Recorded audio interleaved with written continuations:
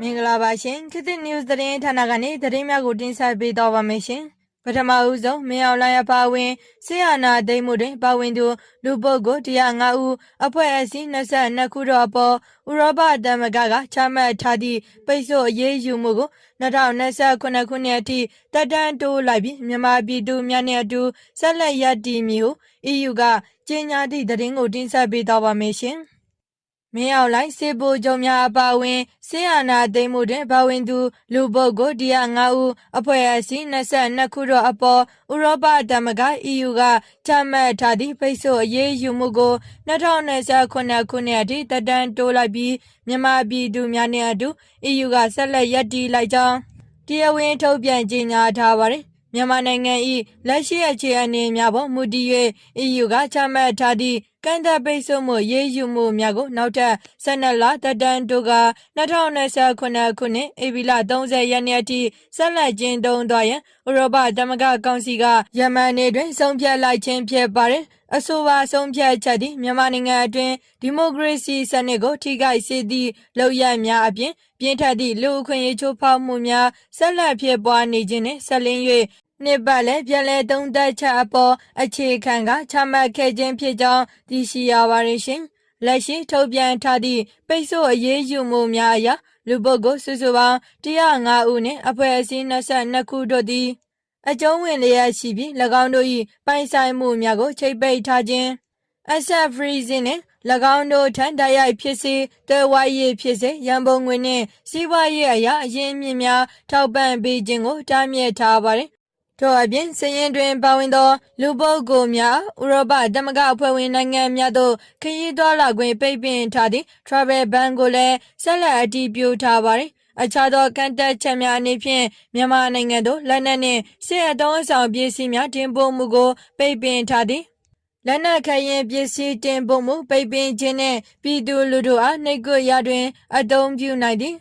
ဆက်သွယ်ရေးစောင့်ကြည့်စစ်ဆေးရေးကိရိယာများတင်ပို့မှုအပေါ်ကန့်သတ်ချက်များလည်းဆက်လက်တည်ရှိနေပါတယ်။ထို့အတူစစ်တပ်နှင့်နေခြားဆောင်တပ်ဖွဲ့တို့အသုံးပြုနိုင်သည့်အရပ်ဘက်စစ်ဘက်နှမျိုးသုံးကုန်ပစ္စည်းများတင်ပို့ခြင်းနှင့်မြန်မာတပ်မတော်တို့စစ်ရေးဆိုင်ရာလေ့ကျင့်သင်ကြားပေးခြင်းတို့မဟုတ်ပူးပေါင်းဆောင်ရွက်ခြင်းများကိုလည်းလုံးဝတားမြစ်ထားပါတယ်။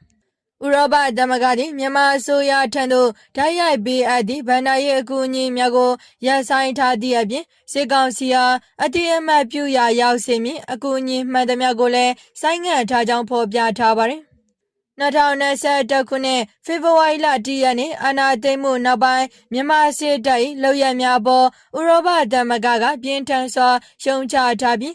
အကြမ်းဖက်မှုများအဆုံးသတ်ရန်နှင့်မတရားဖန်ဆီးခံထားရသူအလုံးကိုပြန်လွှတ်ပေးရန်လည်းထပ်မံတောင်းဆိုထားပါတယ်။ထို့အပြင်လူအခွင့်အရေးချိုးဖောက်မှုများအတွက်တာဝန်ရှိသူများကိုနောက်ထပ်ပိတ်ဆို့အရေးယူမှုများထပ်မံချမှတ်ရန်အသင့်ရှိကြောင်းနဲ့အဆိုပါအရေးယူမှုများသည့်မြန်မာပြည်သူလူထုအပေါ်ထိခိုက်မှုမရှိစေရန်ဂရုပြုဆောင်ရွက်သွားမည်ဖြစ်ကြောင်းဆိုပါတယ်။ဥရောပသမဂ္ဂအနေဖြင့်ဒီမိုကရေစီနှင့်ငြိမ်းချမ်းရေးကိုမျှော်လင့်တောင်းတနေသည့်မြန်မာပြည်သူများနှင့်အတူတသားတည်းရပ်တည်နေကြောင်းလည်းအဆိုပါထုတ်ပြန်ချက်တွင်အလေးပေးဖော်ပြထားပါတယ်။အဆိုပါပိတ်ဆို့ရေးယူမှုစီရင်တွင်ပါဝင်သူများမှာမင်းအောင်လှိုင်ရခိုင်စစ်ကောင်စီအဖွဲ့ဝင်များဝန်ကြီးများနှင့်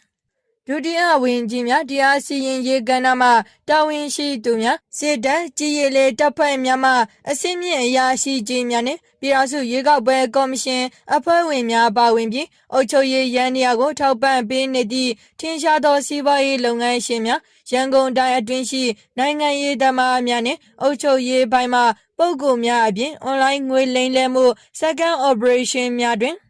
တာဝန်ရှိသူများကိုလည်းထည့်သွင်းထားပါသည်အရေးယူခံထားရသောအဖွဲ့အစည်းများအနေဖြင့်ရခိုင်စစ်ကောင်စီစစ်တပ်ကထိန်းချုပ်ထားသောကုမ္ပဏီများစစ်တပ်လက်အောက်ခံသို့မဟုတ်စစ်တပ်ထိန်းချုပ်ထားသည့်နိုင်ငံပိုင်နှင့်ပုဂ္ဂလိကကုမ္ပဏီများအပြင်ကာကွယ်ရေးဝန်ကြီးဌာနလက်အောက်ရှိဦးစီးဌာနများကိုလည်းပိတ်ဆို့အရေးယူထားပါသည်ဥရောပသမဂ္ဂ၏ကန့်သတ်ချက်များသည်ပြင်းထန်သောလူအခွင့်အရေးချိုးဖောက်မှုများအတွက်တာဝန်ရှိသည့်မြန်မာစစ်တပ်ရဲတပ်ဖွဲ့နှင့်နေခြားဆောင်တပ်ဖွဲ့ဝင်များကိုလည်းအဓိကပြစ်မှတ်ထားပြီး လူသားချင်းစာနာထောက်ထားမှုဆိုင်ရာအကူအညီများလိုအပ်နေသည့်အရသားများထံသို့အကူအညီများရောက်ရှိရန်ဟန်တာနောက်ဆက်သူများနှင့်လူအခွင့်အရေးချိုးဖောက်မှုများအပေါ်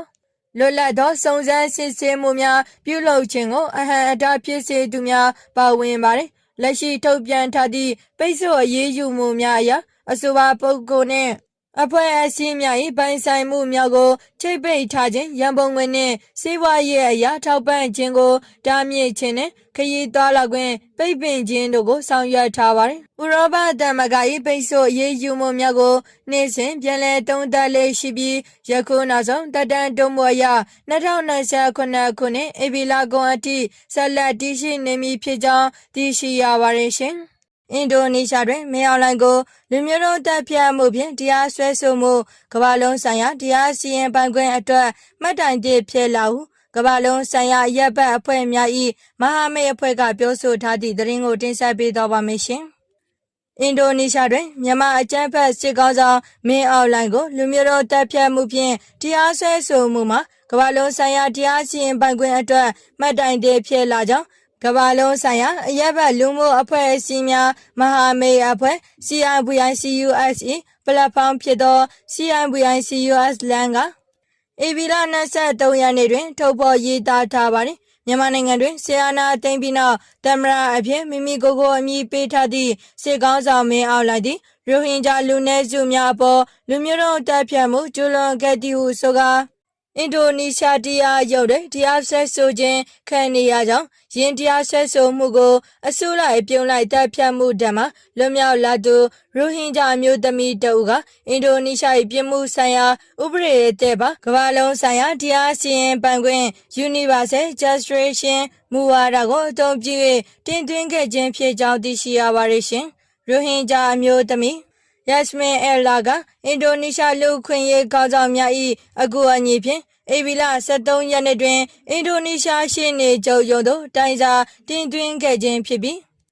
အဆိုပါတိုင်ကြားစာတွင်မင်းအောင်လှိုင်သည်2019ခုနှစ်အတွင်းကရိုဟင်ဂျာကျေးရွာများကိုမိရှို့ခြင်းအတင်းအဓမ္မနှင်ထုတ်ခြင်းတပ်ဖြတ်ခြင်းနှင့်အစိုးရပြုံးလိုက်မရိန်ကျင့်ခြင်းတို့အတွက်တာဝန်ရှိသည်ဟုတိုင်ကြားထားပါသည်စစ်တပ်၏စစ်စင်ရဲအတွင်းရိုဟင်ဂျာ2400ခန့်အသက်ဆုံးရှုံးခဲ့ရပြီး9သိန်းကျော်ဘင်္ဂလားဒေ့ရှ်နိုင်ငံဒုက္ခသည်စခန်းများသို့ထွက်ပြေးခဲ့ရပါတယ်။ရင်းအမှုသည်အင်ဒိုနီးရှားနိုင်ငံ၏ဥပဒေပြင်ဆင်ချက်ကြောင့်ဖြစ်မြောက်လာခြင်းဖြစ်ပါတယ်။ကမ္ဘာလုံးဆိုင်ရာတရားစီရင်ပိုင်ခွင့်ဆိုသည်မှာလူမျိုးတုံးတပ်ဖြတ်မှုလူသားမျိုးနွယ်အပေါ်ကျူးလွန်သည့်ရာဇဝတ်မှုနှင့်စစ်ရာဇဝတ်မှုကဲ့သို့သောပြင်းထန်သည့်ပြစ်မှုများကိုမြည်သည့်နေရာတွင်ကျူးလွန်ခဲ့သည်ဖြစ်စေကျူးလွန်သူမည်သူဖြစ်စေနိုင်ငံတကာဥပဒေအရမြည်သည့်နိုင်ငံကမဆိုတရားစွဲဆိုစီရင်နိုင်သည့်မူဝါဒဖြစ်ပါတယ်။ဂျာမနီ၊ပြင်သစ်နှင့်ဆွစ်ဇာလန်နိုင်ငံတို့တွင်လည်းအလားတူအမှုများကိုစီရင်ခဲ့ပူပြီးမင်းအောင်လှိုင်သည်အာဂျင်တီးနားနှင့်တီမောလက်စတေနိုင်ငံတို့တွင်လည်း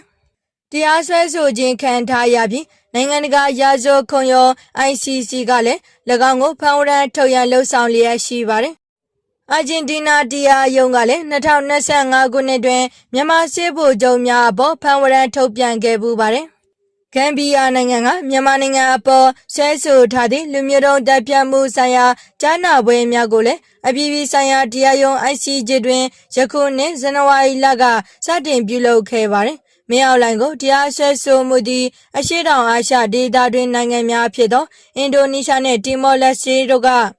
မြန်မာစစ်ကောင်စီအပေါ်အရေးယူလာခြင်းဖြစ်သည်ဖြင့်လူ့အခွင့်အရေးတောင်းဆိုမှုသည်အနောက်နိုင်ငံများ၏တွေးတောမှုဖြစ်သည်ဟုသောစစ်ကောင်စီစင်ကြေကိုပယ်ပြတ်သွားစေပါတယ်